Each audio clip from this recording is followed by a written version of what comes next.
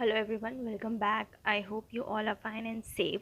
So in this video we are going to start a new chapter number 9, data handling. So let's start with question number 1. Question number 1 is fill in the blanks so as to make the following statements true.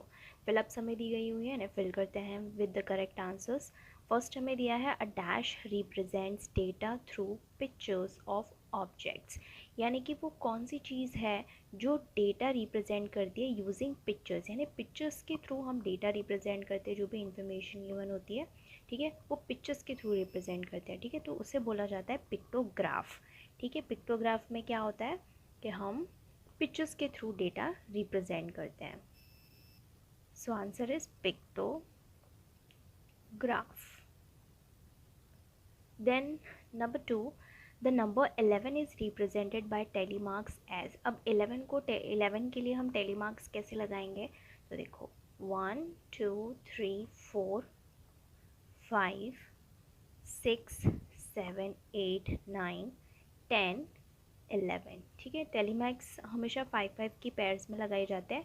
पहले आपको 4 standing lines बना रही है और 5th वाली के लिए आपको इसको इस तरीके से क्रॉस कर देना है। ओके, सो 5 5 10 और 1 11। Then number 3, this represents the number. अब ये कौन सा नंबर रिप्रेजेंट कर रहा है? तो देखो ये तो होगा 5 6 7, so this represents number 7। Number 4, in a pictograph, if one picture stands for 10 objects, then picture should be drawn for 110 objects. अब देखो पिक्टोग्राफ के अंदर एक पिक्चर का मतलब हो रहा है 10 ऑब्जेक्ट्स। जैसे कि मान लो ये पिक्चर दिया है और इसका मतलब हो रहा है 10 ऑब्जेक्ट्स। ठीक है, so 1 picture is equals to 10 object. तो अगर 110 ऑब्जेक्ट्स हैं तो उसके लिए हमें कितने पिक्चर्स ड्रॉ करने पड़ेंगे? तो आप 110 को क्या करो, 10 से डिवाइड कर दो। तो 110 divided by 10 will be 11। Okay, 110 divide कर दो 10 से, you will get 11। So answer is 11। आपको 11 पिक्चर्स ड्रॉ करने पड़ेंगे। Then number 5, in a bar graph, bars have equal dash between them। ठीक है, अब जो बार ग्राफ होता है उसमें दो बार्स के बीच में क्या इक्वल होता है? तो डिस्टेंस। ठीक है, दो बार के बीच में जो डिस्टेंस होता है, या फिर हम कह सकते हैं दो बार के बीच में जो स्पेस होती है वो क्या होती है? इक्वल होती है। ओके, तो यहाँ हम लिख देंगे डिस्टेंस, या फिर आप लिख सकते हैं spacing. Okay, both will be correct. Then number 6, in a bar graph, the vertical axis and the horizontal axis are dash to each other। अब बार ग्राफ के अंदर जो वर्टिकल एक्सिस होती है, यानी कि जो स्टैंडिंग वाली एक्सिस होती है, हॉरिजॉन्टल यानी कि जो स्लीपिंग वाली एक्सिस होती है, ठीक है, वो क्या होती है एक दूसरे के? वो एक दूसरे के परपेंडिकुलर होती है। यानी कि वो कौन सा एंगल क्रिएट कर रही होती है? 90 डिग्री एंगल क्रिएट कर रही होती है। इस तरीके से देखो, ये हो गई वर्टिकल एक्सिस होती है और ये हॉरिजॉन्टल एक्सिस होती है। ठीक है, यहाँ पे 90 डिग्री एंगल बन रहा है। ठीक है, तो ये कैसी हो गई? परपेंडिकुलर हो गई। ठीक है, सो इसका आंसर होता है perpendicular. Then number 7, the vertical axis is called dash axis. अभी जो वर्टिकल एक्सिस होती है, ठीक है, वर्टिकल यानी स्टैंडिंग, तो ये वाली एक्सिस कौन सी होती है? और तो ये जो एक्सिस होती है ये होती है एक्स एक्सिस, और ये वाली जो एक्सिस होती है वो वाई एक्सिस होती है। ओके, सो वर्टिकल एक्सिस होती है Y axis. Then the horizontal axis is called dash axis. अब ये जो हॉरिजॉन्टल एक्सिस होती है ये कौन सी एक्सिस होती है? ये होती है एक्स एक्सिस। यहाँ लिख देंगे एक्स कैपिटल। ठीक है, दोनों हमको कैपिटल में लिखना है। Then number 9, in a bar graph bars are usually drawn on dash axis। अब जो बार ग्राफ हम बनाते हैं उसमें बार्स हम कौन से एक्सिस पे ड्रॉ करते हैं? तो हम ये वाले एक्सिस पे ड्रॉ करते हैं। ठीक है, ऐसे इस तरीके से ये बार्स हम इस तरीके से बनाते हैं। ठीक है, यूजिंग स्केल। तो हम कौन से एक्सिस पे बार्स बना रहे हैं? हम एक्स एक्सिस पे बना रहे हैं। Okay, so answer is X. ठीक है, आपको कैपिटल में एक्स लिख देना है।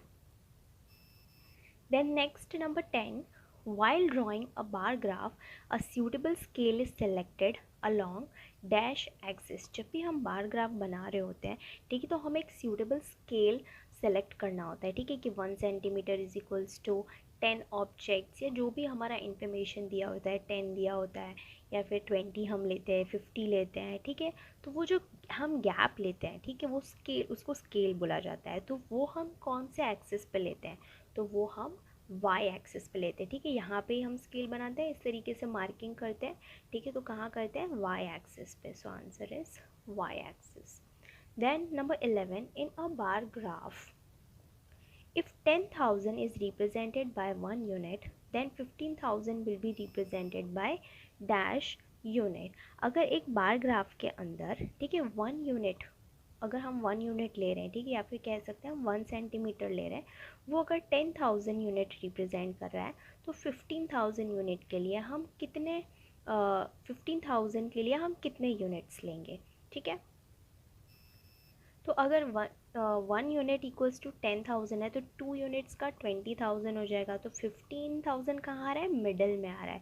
तो हम कितना यूनिट लेंगे, 1 यूनिट पूरा लेंगे और 1 यूनिट आधा लेंगे। सो 1.5 यूनिट लेंगे हम।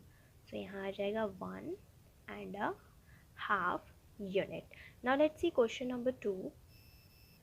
Question number 2 is complete the following statements by selecting the correct alternative from those given in the bracket। यहाँ पे हमें 3 options दिए गए हैं for each and every question और हमें correct alternative को choose करना है।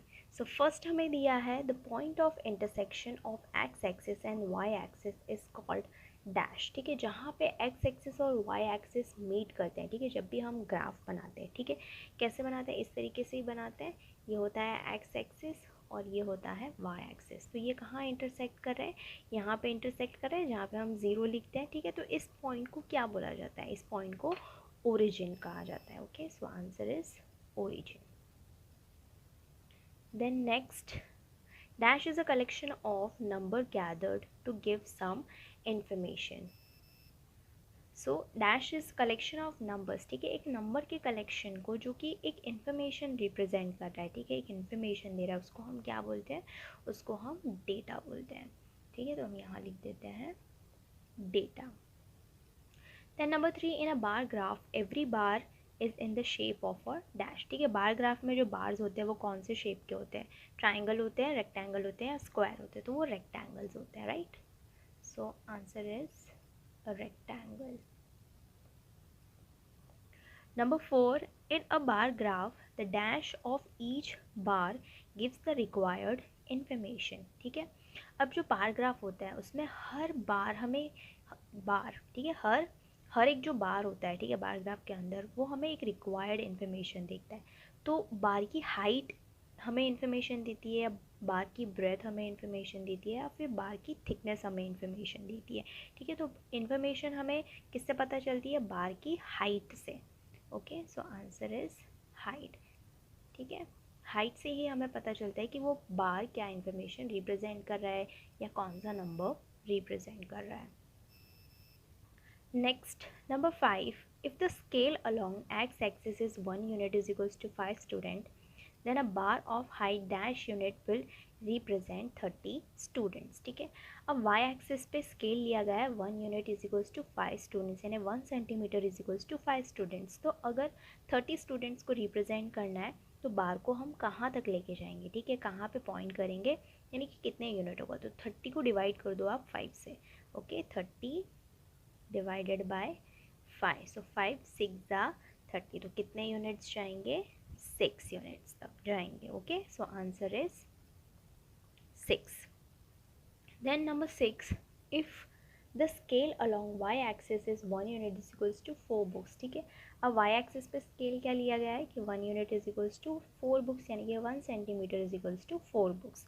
Then the bar of height 5 units will represent dash books, ठीक है। अब 1 यूनिट मतलब 4 बुक्स, तो 5 यूनिट में कितनी बुक्स होंगी, तो 5 को मल्टीप्लाई कर दो 4 से।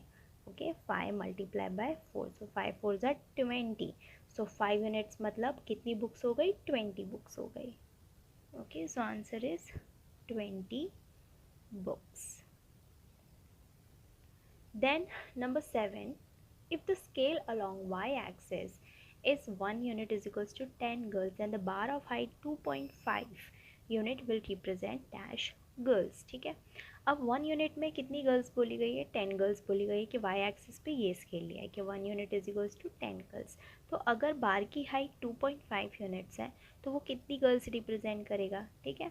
अब 1 यूनिट यानी 10 गर्ल्स, तो 2 यूनिट्स यानी कितना होगा, 2 यूनिट्स यानी 20 गर्ल्स, ठीक है। अब यहाँ पे हाफ और है, ठीक है, तो हाफ यूनिट में कितनी होंगी 5 गर्ल्स, तो 20 + 5 25 गर्ल्स, 25 गर्ल्स, ठीक है। इसमें आप ऐसे भी फाइंड आउट कर सकते हैं कि 10 को आप मल्टीप्लाई कर दे 2.5 से, ठीक है। अब यहाँ पे क्या करो, डेसिमल पॉइंट हटा लो, तो 10.25/100 इसको फ्रैक्शन में लिख दो, ठीक है। अब 10 कैंसिल हो जाएगा, आपका आंसर आ जाएगा 25। इस तरीके से भी आप आंसर ऑब्टेन कर सकते हैं। Now next is question number 3. Choose the correct alternative for each question and write it in the box. यहाँ पे हमें MCQs दिए गए हैं, करेक्ट ऑप्शन को चूज़ करना है। फर्स्ट हमें दिया है tally marks which represent the number 9 are. इसमें से कौन सा हमें 9 रिप्रेजेंट कर रहा है, ठीक है। ये वो टेली मार्क हमें ढूंढना है। तो देखो ये 5 6 7 8, ये तो 8 रिप्रेजेंट कर रहा है। देन 5 और 5 10, 5 5 10 + 1 11, और ये 5 6 7 8 9, ठीक है। तो 9 रिप्रेजेंट कर रहा है D, so answer is D. Then number 2, in a pictograph if 1 flower represent 10 flowers, then 1 2 3 4 flowers represent dash flowers, ठीक है। एक पिक्चर कितने रिप्रेजेंट कर रहा है, 10 फ्लावर्स, तो 4 पिक्चर्स कितने रिप्रेजेंट करेगा, तो 4 × 10 कर दो, 4 10 40, so answer is B, okay. 4 pictures 40 flowers represent करेंगे। Then number 3, in a bar graph, if the scale along y-axis is 1 centimeter is equals to 20 kg, then the height of the bar representing 70 kg will be dash centimeters, ठीक है। अब y axis पे scale लिया गया है कि 1 centimetre में कितने kg है, 20 kg है, ठीक है। तो 70 kg रिप्रेजेंट करने के लिए कितना हम यूनिट लेंगे या कितने सेंटीमीटर का हम बार ग्राफ बनाएंगे। तो इसमें आप क्रॉस मल्टीप्लिकेशन कर सकते हैं, ठीक है। देखो अब 20 kg के लिए 1 सेंटीमीटर, ओके। तो 70 kg के लिए कितना सेंटीमीटर्स होगा, तो 70 × 1 70 डिवाइडेड बाय 20, 0 0 कट। अब 7 को आप डिवाइड कर लें 2 से, तो 2 3 = 6, माइनस करेंगे 1, अब यहाँ पॉइंट लगा दो, 0 ले लो, 2 5 = 10, ओके। सो आंसर इज 3.5, यानी 3.5 सेंटीमीटर्स हम 3.5 सेंटीमीटर का हम बार बनाएंगे। सो आंसर इज ए, 3.5 यहाँ लिख देंगे A. Then next number 4, in a 10 marks test the score of 15 student is as given below। एक 10 मार्क्स का टेस्ट हुआ था, ठीक है। 15 स्टूडेंट्स थे, सबके मार्क्स यहाँ हैं। किसी का 1 आया, किसी का 2 आया, किसी का 2 आया, ठीक है। किसी के 3 आए, 3 आए, 4 4 4 7 7 7 7 8 8 और 9, ठीक है। सो हाईएस्ट मार्क्स हैं 9 एंड लोवेस्ट है 1। अब हमें देखो क्वेश्चन क्या पूछा है, the number of students who scored at least 7 marks is, ठीक है। अब हमें पूछा है कि कितने स्टूडेंट्स ऐसे हैं जिन्होंने एटलीस्ट 7 मार्क्स ऑब्टेन किए हैं। तो एटलीस्ट हमें बोला, यानी कि इसका मीनिंग क्या होता है, 7 और 7 से ज़्यादा, यानी कि कम से कम 7 होना चाहिए, इससे ऊपर होगा तो भी हमें उसे इंक्लूड करना है, ठीक है। सो 7 एंड मोर देन 7, ओके। तो ऐसे कितने स्टूडेंट्स हैं, देखो 1 2 3 4 5 6 7, सो answer is A 7. Next is number 5. In the above data, marks which maximum students get are dash, यानी कि above data के अंदर ही, यानी कि 4th क्वेश्चन को ही हमें कंसिडर करना है और हमें ये बताना है कि मैक्सिमम स्टूडेंट्स को कितने मार्क्स मिले हैं, यानी कि कितने ऐसे स्टूडेंट्स हैं जिनको सिमिलर मार्क्स मिले हैं और ज़्यादा मिले हैं, ठीक है। जैसे कि 1 है वो एक ही स्टूडेंट को मिला है, 2 स्टूडेंट को मिला है, 3 2 स्टूडेंट्स को मिला है, 4 3 स्टूडेंट्स को मिला है, 7 4 स्टूडेंट्स को मिला है, 8 2 स्टूडेंट्स को मिला है और 9 1 स्टूडेंट को मिला है, ठीक है। तो कौन से मार्क्स ज़्यादा रिपीट हो रहे हैं, तो सबसे ज़्यादा रिपीट जो हो रहा है वो है 7. ओके, सो हमारा आंसर आ जाएगा D 7. Then number 6, the number of students who get 4 marks or less than 4 marks is dash. यानी कि कितने ऐसे स्टूडेंट्स हैं जिनको 4 मार्क्स मिला है और 4 से कम मिला है. ठीक है, तो 4 मार्क्स और 4 से कम होंगे 1, 2 और 3. तो काउंट कर लेते हैं 1, 2, 3, 4, 5, 6, 7, 8. तो 8 ऐसे स्टूडेंट्स हैं जिनको 4 मार्क्स मिले और 4 से कम मार्क्स मिले हैं. Okay, so answer is 8 A. Now let's see question number 4. Question number 4 है, the following data gives the information about the daily wages in rupees of 30 workers of a factory. Prepare a frequency distribution table and answer the question given below. अब यहाँ पे हमें क्या information दी गई है? Daily wages. Daily wages यानी कि जिनको पर डे वेजेस दिया है, यानी कि पर डे सैलरी. एक सैलरी जो होती है वो मंथली होती है और वेजेस जो होते हैं वो डेली बेसिस पे होते हैं. ठीक है, वीकली बेसिस पे भी होते हैं. तो यहाँ पे 30 वर्कर्स हैं और उनको डेली वेजेस यानी कि हर दिन कितना सैलरी बोल सकते हैं. ठीक है, पर डे सैलरी और पर डे वेज. ओके, तो पर डे कितने वेजेस मिल रहे हैं वो यहाँ पे दिया हुआ है. ठीक है, अब इसका हमें क्या करना है? फ्रीक्वेंसी डिस्ट्रीब्यूशन टेबल बनाना है, यानी कि टेलीमार्क्स पुट करना है, उसका टोटल करना है और साथ ही साथ जो क्वेश्चन गिवन है वो हमें आंसर करना है. ठीक है, तो सबसे पहले देखो यहाँ पे किसी को 70 वेज मिल रहा है. ठीक है, किसी को 65 मिल रहा है, किसी को 50 मिल रहा है, किसी को 55 मिल रहा है. ठीक है, तो ऐसे 30 वर्कर्स का हमें दिया हुआ है. अब जो फ्रीक्वेंसी डिस्ट्रीब्यूशन टेबल है वो नेक्स्ट पेज पे है. ठीक है, तो मैं इस इन्फॉर्मेशन को एक पेज पे उतार लूँगी. ओके, सो ये इन्फॉर्मेशन मैंने इस पेज पे उतार लिया. इसी इन्फॉर्मेशन की वजह से यूज़ करके हम नेक्स्ट पेज पे फ्रीक्वेंसी डिस्ट्रीब्यूशन टेबल प्रिपेयर करेंगे. So here we have the frequency distribution table, जिसमें फर्स्ट हमें दिया हुआ है वेजेस. ठीक है, 40, 45, 50, 55, 60, 65, 70. यहाँ सेकंड में हमें बनाना है टेलीमार्क्स और थर्ड में हमें लिखना है नंबर ऑफ़ वर्कर्स, यानी कि टेलीमार्क्स का टोटल करके हमें यहाँ लिखना है. ठीक है, ये जो कॉलम है इसको फ्रीक्वेंसी कहा जाता है. ठीक है, यानी कि कितना फ्रीक्वेंट ये वेजेस रिपीट हो रही है. ओके, सो फर्स्ट हम टेलीमार्क्स पुट करना स्टार्ट करते हैं फ्रॉम 70. ओके, तो हम देखते जाएंगे, वेजेस देखते जाएंगे और टेलीमार्क्स पुट करते जाएंगे. ओके, सो फर्स्ट है हमारे पास 70. सो यहाँ हम डाल देंगे एक टेलीमार्क. Then 55, 60, 65, 45, 45, 50, 50, 55, again 55, 50, 50, 40, 60, 40, then 50, 70, 60, 45, 60, 65, 60, 65, 50, 65, 40, 45, 60, 55 and last 60. Okay, सो हमने सारे ही ऑब्जर्वेशन का टेलीमार्क्स डाल दिया. अब हम क्या करेंगे? टेलीमार्क्स को टोटल कर लेंगे. ओके, सो यहाँ पे आ रहा है 3, then 4, then 5 + 1 6, then 4, then 5, 6, 7, then again 4 and last 2. ठीक है, और इसका जो टोटल होगा वो क्या होगा?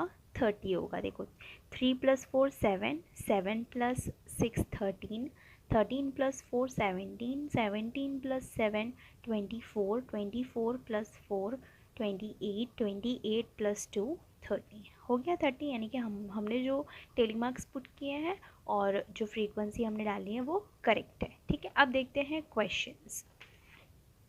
क्वेश्चन फर्स्ट हमें दिया है what are the daily wages of most of the workers, ठीक है, यानी कि मोस्ट ऑफ द वर्कर्स के डेली वेजेस क्या है। ओके, सो इसमें सबसे ज़्यादा फ्रीक्वेंसी कहाँ आपको दिख रही है, सबसे ज़्यादा 7, ठीक है। सो ज़्यादातर वर्कर्स का डेली वेज कितना है, 60 है। देन 60 रुपीज़ है, तो हम यहाँ रुपीज़ का साइन लगा देंगे। ओके, देन नेक्स्ट है how many workers get maximum daily wages, यानी कि सबसे ज़्यादा वेज कितने वर्कर्स को मिल रहा है। तो देखो सबसे ज़्यादा वेज कितना है, 70, और 70 वेज कितने वर्कर्स को मिल रहा है, 2 वर्कर्स को मिल रहा है। तो यहाँ हम लिख देंगे 2 workers are getting maximum daily wages. How many workers get minimum daily wages, minimum wages कितना है, 40, तो 40 वेज कितने वर्कर्स को मिल रहा है, 3 वर्कर्स को मिल रहा है। तो यहाँ हम लिख देंगे 3। Number 4, how many workers get 50 rupees as their daily wages. अब हमें पूछा है कि 50 रुपीज़ कितने वर्कर्स को मिल रहे हैं। तो देखो यहाँ पे 50 में चले जाएंगे, 50 रुपीज़ कितने वर्कर्स को मिल रहे हैं, 6 वर्कर्स को मिल रहे हैं। तो यहाँ हम लिख देंगे 6। Number 5, how many workers get 45 rupees, 55 rupees और 65 rupees as their daily wages, ठीक है। तो 45 रुपीज़ कितने वर्कर्स को मिल रहे हैं, 4, तो 4 प्लस 55 कितने वर्कर्स को मिल रहा है, 4, एंड 65 कितने वर्कर्स को मिल रहा है, 4। सो 4 + 4 8, 8 + 4 12, so answer is 12. Now next question, question number 5. The following data gives information about the grades A, B, C, D or E obtained by 30 students in a drawing competition. Prepare a frequency distribution table for the given data and answer the following questions. अब यहाँ पे हमें क्या information दी है कि 30 students ने क्या दिया है, ड्राइंग कॉम्पिटिशन में पार्ट लिया है, ठीक है। अब ये 30 स्टूडेंट्स को कौन से ग्रेड्स मिले हैं A B C D E में से, वो हमें यहाँ पे दिया हुआ है, ठीक है। तो किसी को A मिला है, किसी को C, किसी को D, किसी को E, अगेन किसी को E मिला है। तो ऐसे 30 स्टूडेंट्स का हमें ग्रेड्स यहाँ पे दिया है। इसी को यूज़ करके हमें फ्रीक्वेंसी डिस्ट्रीब्यूशन टेबल प्रिपेयर करना है। ओके, सो फर्स्ट हमें दिया है कॉलम में grade, second is tally mark and the third one is number of students. इसमें it means here we have to do the total of tally marks and put it over here. So start करते हैं। First हमें दिया है ए में एक tally mark लगा देंगे, then C, then D, E, C, D, E, then D, C, D, A, B, then D। Okay, first line over हो गई। अब सेकेंड स्टार्ट करते हैं। C, D, A, C, D, B, E, C, B, E, C, B, C, B। Okay, अब हम total कर लेते हैं, ठीक है, फ्रीक्वेंसी देख लेंगे। फर्स्ट हमें ए ग्रेड, यानी ए ग्रेड कितने स्टूडेंट्स का आया है, 3 स्टूडेंट्स का है। बी ग्रेड 5 स्टूडेंट्स का आया है। सी ग्रेड 10 स्टूडेंट का है। ओके, 5 + 5 10। देन डी ग्रेड आया 5 6 7। देन ई ग्रेड आया है 5 स्टूडेंट्स का, ठीक है। अब आप इसका टोटल करेंगे, you will get 30। C 3 + 5 8, 8 + 10 18, 18 + 7 25 and 25 + 5 30। Okay, अब देखते हैं question answers. So first question हमें पूछा है how many students get grade A, यानी कि ए ग्रेड कितने स्टूडेंट्स को मिला है। सो सी, यहाँ पे ए ग्रेड कितने स्टूडेंट्स को मिला है, 3 स्टूडेंट्स को। सो आंसर इज 3। तो हम यहाँ लिख देते हैं 3 students. Now next question is number 2, which grade is obtained by equal number of students, ठीक है। अब यहाँ पे हमें पूछा है ऐसा कौन सा ग्रेड है जो कि इक्वल नंबर ऑफ स्टूडेंट्स ने ऑब्टेन किया है। ठीक है, तो ऐसा हमें ग्रेड बताना है। सो सी ऐसा कौन सा ग्रेड दिख रहा है जहाँ पे इक्वल स्टूडेंट्स ने ऑब्टेन किया, तो देखो 5 5, तो बी ग्रेड और ई ग्रेड। ठीक है, ये जो दो ग्रेड हैं ये इक्वल नंबर ऑफ स्टूडेंट्स ने ऑब्टेन किया है। So answer is grade B and grade E. So यहाँ हम लिख देंगे B and E. Then number 3 is which grade is obtain by most of the students. वो कौन सा ग्रेड है जो ज़्यादा स्टूडेंट्स ने ऑब्टेन किया, यानी कि हम फ्रीक्वेंसी चेक करेंगे जिसमें हाईएस्ट फ्रीक्वेंसी है, that will be the answer. Now see यहाँ पे आपको हाईएस्ट फ्रीक्वेंसी दिख रही है 10। सो कौन सा ऐसा ग्रेड है जो हाईएस्ट नंबर ऑफ स्टूडेंट्स ने ऑब्टेन किया है, grade C. So third question का आंसर है C. Then number 4, how many students get grade C और ग्रेड डी, यानी कि यहाँ पे हमें फाइंड आउट करना है कि सी ग्रेड और डी ग्रेड कितने नंबर ऑफ स्टूडेंट्स ने ऑब्टेन किया है। सो देखो सी ग्रेड कितने स्टूडेंट्स ने ऑब्टेन किया है 10 और डी ग्रेड 7। सो 10 + 7 17। सो यहाँ लिख देते हैं सी ग्रेड ऑब्टेन किया है 10 स्टूडेंट्स ने, डी ग्रेड ऑब्टेन किया है 7 स्टूडेंट्स ने, तो टोटल हो जाता है 17 students. Now let's see question number 6. The following pictograph shows the number of books kept in each of the 6 shelves of a cupboard. Study the pictograph and answer the following question. अब यहाँ पे हमें pictograph दिया है, यानी कि information हमें pictures के थ्रू रिप्रेजेंट करके दी हुई है। ठीक है, अब यहाँ पे हमें क्या दिया, इन्फॉर्मेशन दी गई है कि हर एक शेल्फ में कितनी बुक्स रखी गई हैं। ठीक है, तो सबसे पहले देखो यहाँ पे हमें दिया है शेल्फ्स, तो 1 to 6 शेल्फ्स हैं। यहाँ पे हमें पिक्चर्स दी गई हैं, नंबर ऑफ बुक्स, और यहाँ पे एक पिक्चर का मतलब है 10 बुक्स। ठीक है, तो शेल्फ नंबर 1 में कितनी बुक्स है, देखो 1, कितने पिक्चर्स दिए हैं वो काउंट करो, 1 2 3 4 5 6 7। ठीक है, 7 पिक्चर्स दी गए। अब 1 पिक्चर का मतलब 10 बुक्स, तो 7 पिक्चर का मतलब कितना होगा, 7 × 10 70 बुक्स, यानी कि फर्स्ट शेल्फ में 70 बुक्स हैं। शेल्फ नंबर 2 में कितनी बुक्स है, तो 1 2 3 4 5 5 मल्टीप्लाई बाय 10। सेकेंड शेल्फ में 50 बुक्स हैं। Then shelf number 3 1 2 3 4 5 6, so 6 multiply by 10। Third shelf में 60 बुक्स है। Now shelf number 4 1 2 3 4 5 6 7 8 9, so 9 multiplied by 10 यहाँ है 90 बुक्स। ठीक है, शेल्फ नंबर 4 में 90 बुक्स हैं। Then shelf number 5 1 2 3, so 3 multiply by 10 30।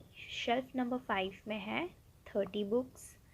Then next shelf number 6 1 2 3 4 5, so 5 multiplied by 10 50 books. Okay, now हम 10 से क्यों मल्टीप्लाई कर रहे हैं, because 1 picture is equals to 10 books. ठीक है, तो हमने पिक्चर्स को काउंट करके 10 से मल्टीप्लाई कर दिया। सो फर्स्ट शेल्फ पे है 70 बुक्स, सेकेंड शेल्फ पे है 50 बुक्स, थर्ड शेल्फ पे है 60 बुक्स, फोर्थ शेल्फ पे है 90 बुक्स, फिफ्थ शेल्फ पे है 30 बुक्स और सिक्स्थ शेल्फ पे है 50 बुक्स। अब देखते हैं questions. So first question is which shelf has maximum number of books, how many. कौन सी शेल्फ पे सबसे ज़्यादा बुक्स हैं, तो 70 50 60 90 30 50, कौन सी शेल्फ पे ज़्यादा बुक्स हैं, फोर्थ शेल्फ पे सबसे ज़्यादा बुक्स हैं, कितनी है 90 बुक्स। ठीक है, तो यहाँ पे हम लिख देंगे shelf number 4, shelf number 4 comma करके लिख देंगे how many books, 90 books. Okay, ये हमने लिख दिया answer. Now number 2, which shelf has minimum number of books, how many, किस शेल्फ पे सबसे कम बुक है, तो चेक करो सबसे कम बुक्स कहाँ है, 30 बुक सबसे कम है शेल्फ नंबर 5 पे, तो यहाँ हम लिख देंगे shelf number 5 has minimum number of books and how many, कितनी बुक्स है 30 बुक्स, तो यहाँ लिख देंगे 30 books. Then number 3, which shelves have equal number of books, ऐसी कौन सी शेल्फ्स हैं जिस पे इक्वल बुक्स हैं, ठीक है। तो देखो यहाँ भी 50 बुक्स है, यहाँ भी 50 बुक्स है।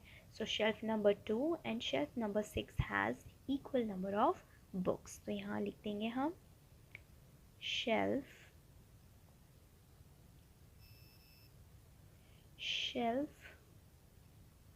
Number 2 and shelf number 6. Then question number 4, how many books are there in shelf number 3?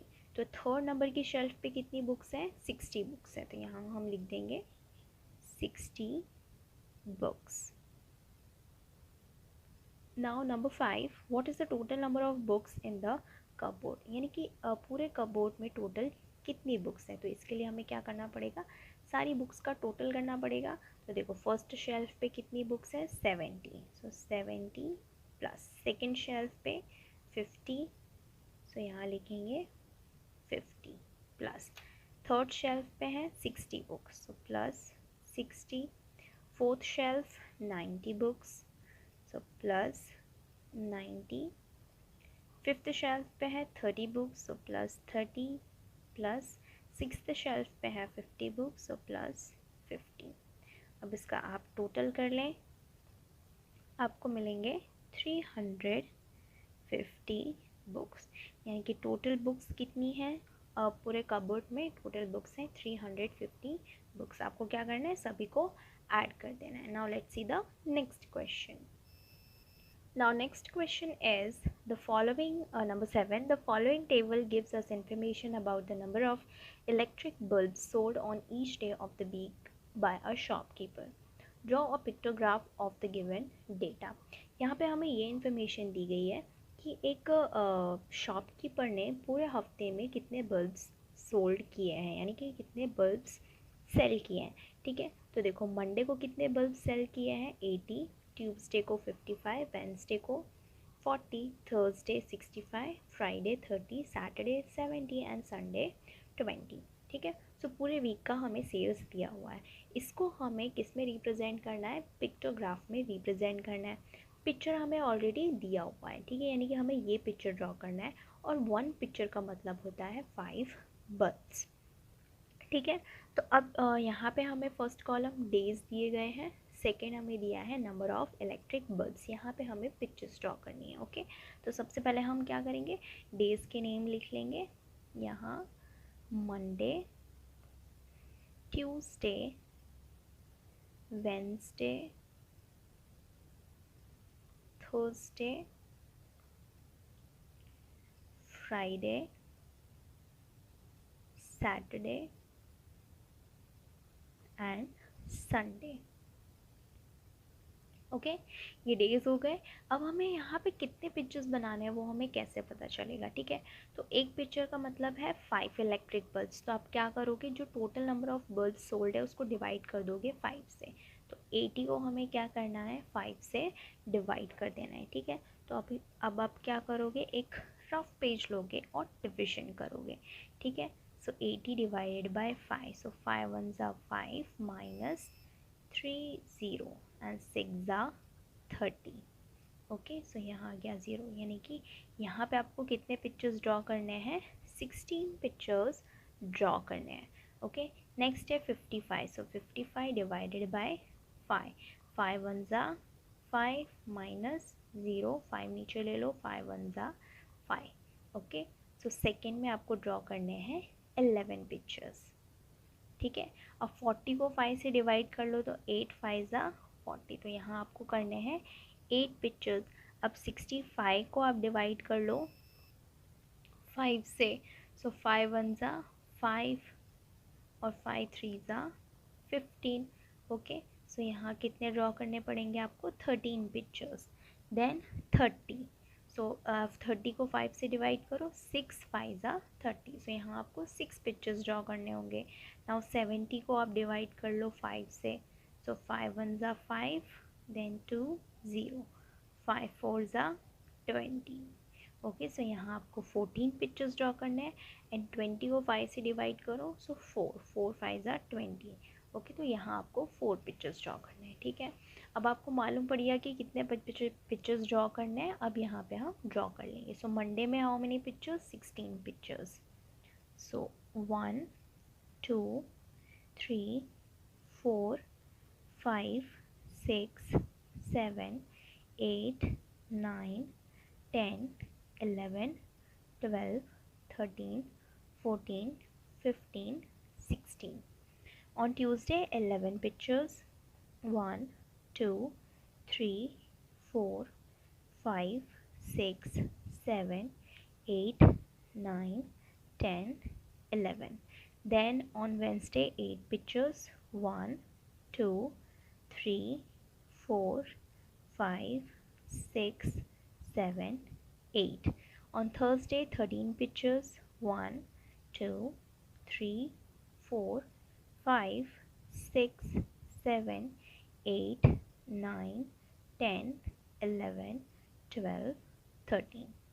On Friday, 6 pictures. 1 2 3 4 5 6. On Saturday, 14 pictures. 1 2 3 4 5 6 7 8 9 10 11 12 13 and 14. Then on Sunday, 4 pictures. So 1 2 3 4. Okay, so ये हो गया आपका pictograph. Now let's see the next question. Next हमें दिया है question number 8. The following table gives the information of trees in 7 different villages. Taking one picture is equals to 10 trees. Represent the given data by a pictograph. अब यहाँ पे हमें देखो क्या information दी गई है इस टेबल के अंदर कि पर्टिकुलर विलेज के अंदर कितने ट्रीज़ हैं. सो विलेज ए में है 90 ट्रीज़, विलेज बी में है 75, village C 60 trees, village D 85 trees, village E 40 trees, village F 80 trees and village G has 70 trees. ठीक है, तो यहाँ पे नंबर ऑफ ट्रीज हमें गिवन है. अब इनको हमें शो करना है पिक्टोग्राफ को, इनका हमें पिक्टोग्राफ बनाना है. ठीक है, जिसमें हमें 1 picture is equals to how many trees लेना है, 10 ट्रीज लेना है. ठीक है, तो यहाँ पे हमें गिवन है विलेज और यहाँ पे हमें ड्रॉ करने हैं पिक्चर्स, नंबर ऑफ ट्रीज. ठीक है, तो इन नंबर ऑफ़ ट्रीज़ के लिए हमें कितने कितने पिक्चर्स ड्रॉ करने पड़ेंगे, पहले तो हमें ये फाइंड आउट करना पड़ेगा. ठीक है, तो हम क्या करेंगे, यहाँ जो नंबर्स हमें गिवन है, फिगर्स गिवन है, उसे हम डिवाइड करेंगे किससे, 10 से, because 1 picture is equals to 10 trees. Okay, so 90 divided by 10, ठीक है, क्या आ जाएगा 9. सो यहाँ पे हम बनाएंगे 9 ट्रीज़. ओके, अब 75 डिवाइडेड बाई 10 ट्रीज़, तो क्या आएगा 7.5, यानी कि 7 ट्रीज़ हम फुल बनाएंगे और एक ट्री हम हाफ बनाएंगे जो कि रिप्रेजेंट करेगा 75 trees. Then 60 divided by 10 6, 85 divided by 10 8.5, यानी कि 8 फुल ट्रीज़ और एक हाफ. ओके, सो यानी कि 8.5.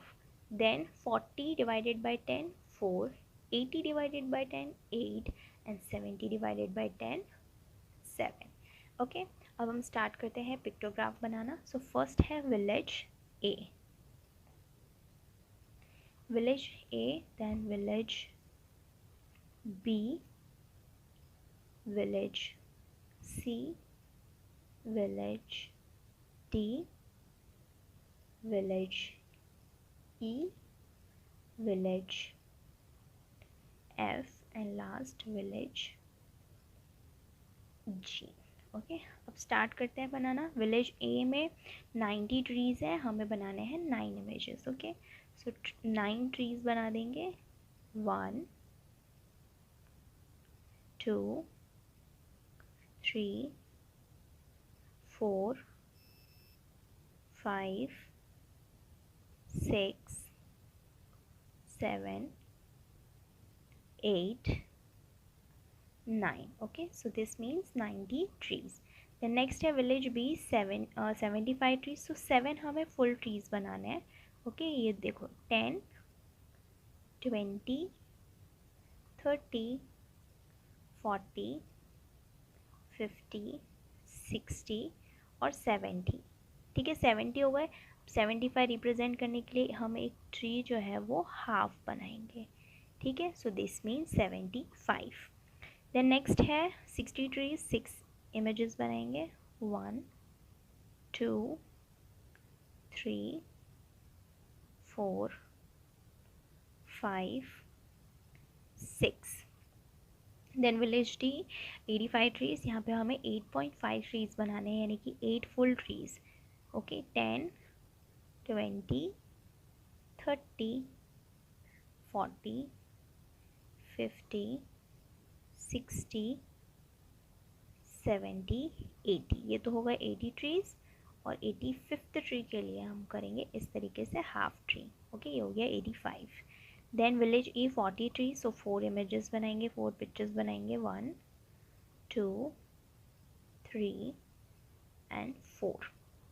Then village F 80 trees, 8 pictures बनाना है।